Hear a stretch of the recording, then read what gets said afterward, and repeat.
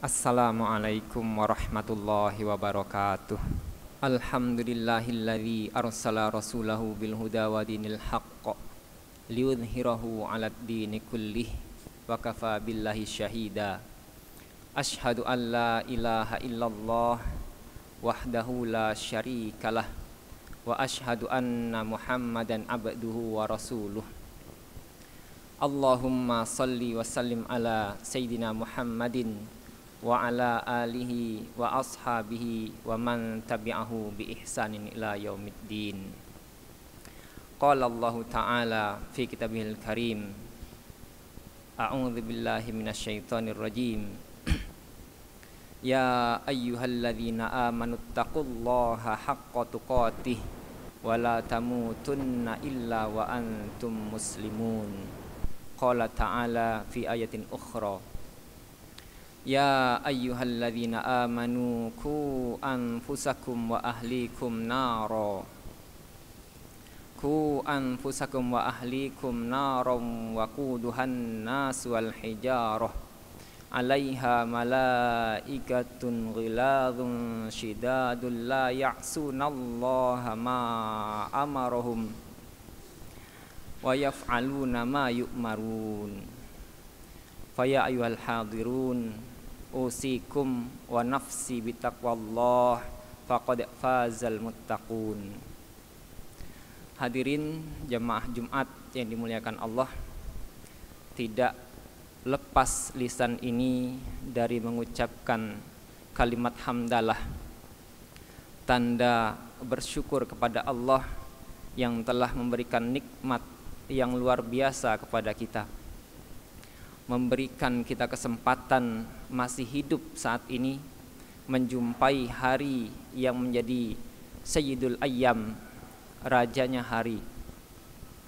Kemudian memberikan kita kesempatan untuk berkumpul dalam majlis undangan Allah ini, yaitu majlis salat Jumat. Semoga salat Jumat kita kali ini menjadi salat Jumat yang terbaik yang pernah kita alami dan memberikan bekas kepada hati kita. Sebagai tanda bekasnya adalah setelah keluar dari masjid ini, kita menjadi bertambah takut kepada Allah Subhanahu wa ta'ala. Insyaallah pada kesempatan kali ini, tema yang akan khatib angkat adalah menjadi ayah yang sejati. Kenapa khatib mengangkat tentang ayah sejati ini?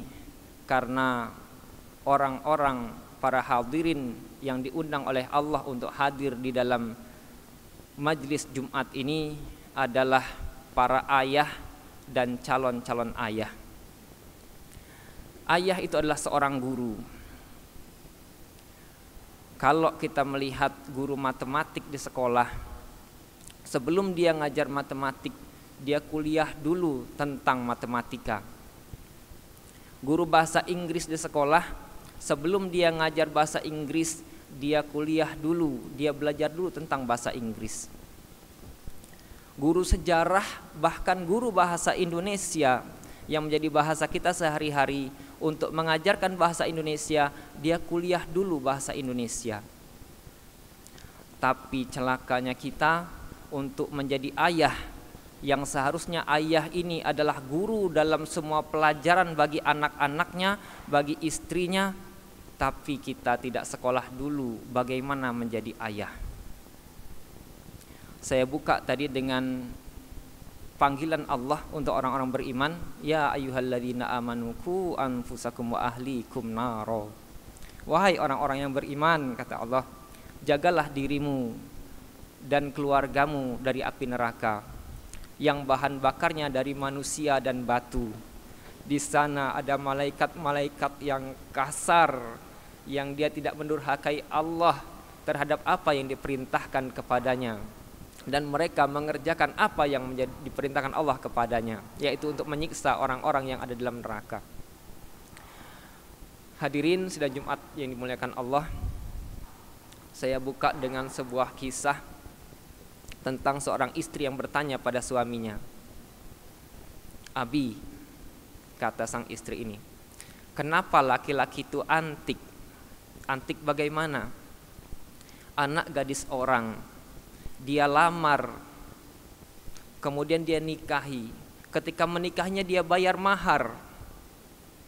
Ada yang maharnya murah, ada yang maharnya mudah, ada yang maharnya susah, dan ada juga yang maharnya mahal. Tapi tetap dia bayar. Ketika sudah menjadi istrinya, dia nafkahi, dia bekerja, berangkat pagi, pulang malam untuk menafkahi istrinya. Kemudian istrinya punya anak, hamil, anaknya juga dia urusin. Dia bekerja, nggak peduli capek. Ketika pulang dia melihat anaknya, melihat istrinya, langsung hilang pegal-pegal di badannya, langsung segar kembali, kemudian siap untuk berangkat kembali. Kenapa laki-laki itu begitu aneh seperti itu? Kata sang istri, istriku, laki-laki yang seperti itu hanyalah laki-laki yang beriman kepada Allah. Hanya laki-laki yang takut kepada Allah saja yang dia akan menyayangi istrinya, akan menyayangi anaknya. Ada juga laki-laki yang dia tidak takut kepada Allah, dia tidak memikirkan menikah, tidak memikirkan mempunyai keturunan, dia hanya bersenang-senang saja. Semoga para hadirin sidang Jumat yang dimuliakan Allah hari ini termasuk laki-laki yang beriman, yang sayang kepada istrinya, yang sayang kepada anak-anaknya. Begitu beratnya tugas seorang ayah yang selama ini kita jalani, yang kita belum pernah menempuh pendidikan bagaimana menjadi seorang ayah. Begitu beratnya, apalagi di masa corona saat ini, saat sekolah diliburkan, saat orang tua harus ngurusin anaknya sendiri. Banyak sekali terlihat orang tua yang tidak siap, bahkan untuk membelikan kuota anaknya pun dia susah. Walaupun sekolah berjalan, tetaplah sang ayah ini tidak bisa melepaskan anaknya, melepaskan pendidikan anaknya di sekolah. Kenapa? Karena sekolah-sekolah yang ada sekarang hanya menyempatkan pelajaran agama 1 kali seminggu. Itu pun gak tahu gurunya sempat atau tidak memeriksa bacaan sholat anak-anak kita. Kalau tidak ayahnya yang belajar, tidak ayahnya yang memeriksa, maka insya Allah anak kita tidak akan bisa bagaimana cara sholat yang benar. Hadirin yang dimuliakan Allah, karena begitu peliknya permasalahan seorang ayah ini, dan waktu kita yang singkat dan terbatas, khatib hanya akan mengambil satu pelajaran dari sebuah kisah di mana seorang ayah melaporkan anaknya kepada Khalifah Umar radhiyallahu an. Wahai Khalifah, kata sang ayah ini, anakku sungguh telah durhaka kepadaku. Tapi anak ini cukup cerdas. Ketika ditanya oleh Amirul Mukminin, hai anak, benarkah apa yang dikatakan ayahmu? Kata anak itu, wahai Amirul Mukminin, adakah hakku terhadap ayahku? Kata Amirul Mukminin, kata Umar bin Khattab, ada. Apakah hakku kepada ayahku? Sayyidina Umar mengatakan, hak anak terhadap ayahnya adalah yang pertama, dicarikan ibu yang solihah. Yang kedua, diberikan nama yang baik. Yang ketiga, diajarkan Al-Quran. Kemudian sang anak menjawab, wahai Amirul Mukminin, sungguh ayahku telah mencarikan aku ibu wanita yang menyembah api, yang beragama Majusi. Ayahku memberiku nama kumbang kelapa. Kemudian ayahku tidak mengajarkanku satu ayat pun, satu huruf pun dari kitabullah. Kemudian Khalifah Umar mengatakan kepada sang ayah bahwa engkau ada ayah yang durhaka lebih dahulu daripada anakmu. Sebelum durhakanya anakmu, engkau telah durhaka terlebih dahulu. Hadirin rahimakumullah, kita bahas satu persatu tentang kunci menjadi ayah yang sukses, menjadi ayah yang sejati. Ini adalah Masjid Alumni IPB, Institut Pertanian Bogor. Orang IPB sangat mengenal tentang pertanian, tentang tanah. Allah di dalam Al-Quran menggambarkan tentang istri kita seperti kebun, seperti tanah. Apabila tanahnya bagus, ditanamin akan menghasilkan tumbuhan yang bagus. Sama-sama singkong ditanam di tanah yang berbeda. Ada tanah yang bersih, ada tanah yang terkontaminasi urea, ada tanah yang terkontaminasi herbisida, ada tanah yang terkontaminasi insektisida. Ketika ditanam rasa singkongnya berbeda walaupun bibitnya sama. Maka begitu indahnya Allah mengumpamakan istri itu seperti sawah dan ladang, sehingga apabila dia ingin menjadi ayah, menjadi suami yang sejati, pertama-tama ketika ia ingin menanam maka dia periksa dulu, ini lahan bagus atau tidak. Bagaimanakah ciri-cirinya lahan itu bagus atau tidak? Yang pertama, dia tidak tercemar oleh hal-hal yang beracun. Terlihat dia tanda-tanda kesolihahannya, maka dia adalah tanah yang bagus. Pesan yang kedua dari Khalifah Umar bin Khattab adalah memberikan anak nama yang baik. Setelah kita carikan ibu yang solihah, kemudian kita kasih anak kita nama yang baik. Contoh, ketika seorang anak dikasih nama oleh ayahnya Rahmah, kemudian anak itu ngambek-ngambek, ngamuk-ngamuk, sang ayah cukup mengatakan, "Nak, kalau tidak salah ayah memberimu nama Rahmah, bukan marah." Anak itu insya Allah akan sadar.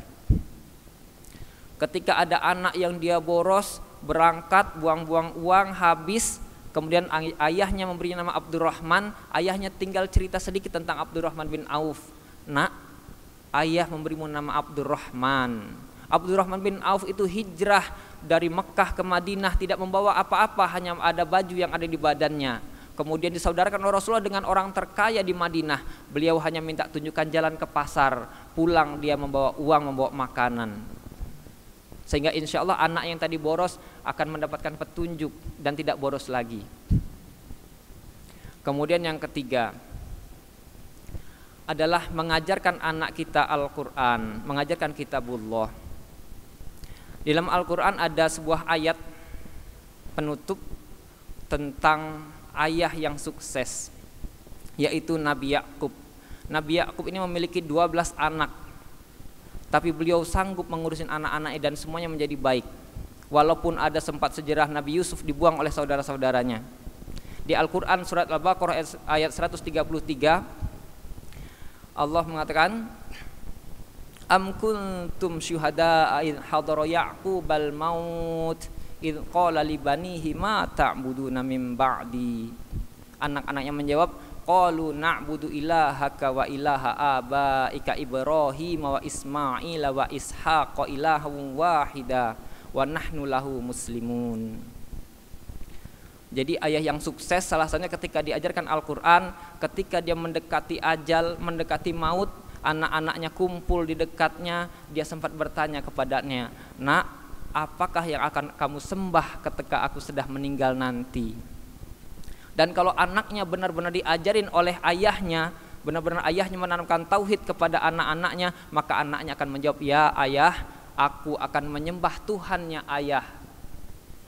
Jadi anak-anak Nabi Yakub tidak langsung menjawab na'budu ilallah, tapi mereka menjawab qalu na'budu ilahaka. Ayah, kami akan menyembah Tuhanmu. Kalau seandainya kita sebagai ayah tidak pernah mengajarkan anak-anak kita tentang Tuhan, maka insya Allah dia tidak akan menyebutkan aku akan menyembah Tuhanmu. Kemudian dia menyebutkan lagi Tuhannya kakekku Ibrahim. Disebutkan sampai ke kakek-kakeknya. Kemudian mereka menjawab wa nahnu lahu muslimun, dan kami akan menjadi orang-orang yang tunduk kepada Allah.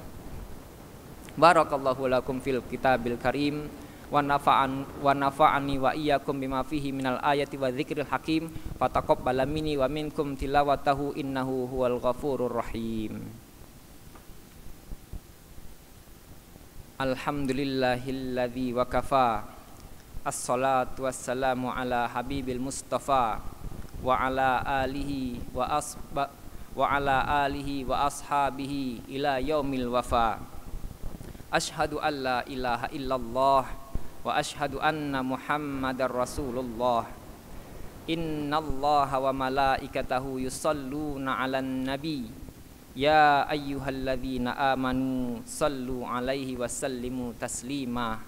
Allahumma salli ala sayyidina Muhammadin wa ala alihi wa ashabihi ajma'in wa Abu Bakrin wa Umar wa Uthman wa Ali wattabi'in tabi'in wa man tabi'ahu bi ihsanin ila yaumiddin warhamna ma'ahum.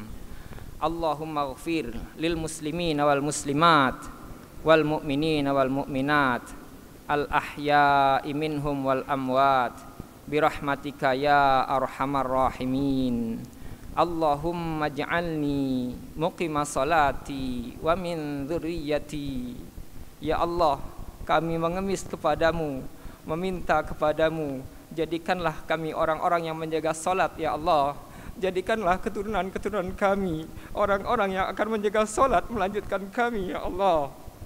Rabbana hab lana min azwajina wa dzurriyyatina qurrata a'yun waj'alna lil muttaqina imama.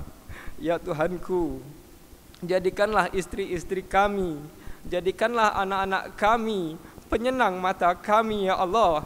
Janganlah Engkau jadikan anak-anak kami sebagai fitnah atau musuh bagi kami ya Allah. Kami meminta kepadamu, ampunilah dosa-dosa kami ya Allah, kesalahan-kesalahan kami. Rabbana la tuzigh qulubana ba'da idh hadaitana wa hab lana min ladunka rahmah innaka antal wahhab. Rabbana atina fid dunya hasanah wa fil akhirati hasanah wa qina adzabannar. Innallaha ya'murukum bil adli wal ihsan wa idza'il qurba wa yanha 'anil fahsya'i wal munkar ya'idzukum la'allakum tattaqun. Aqimissalah.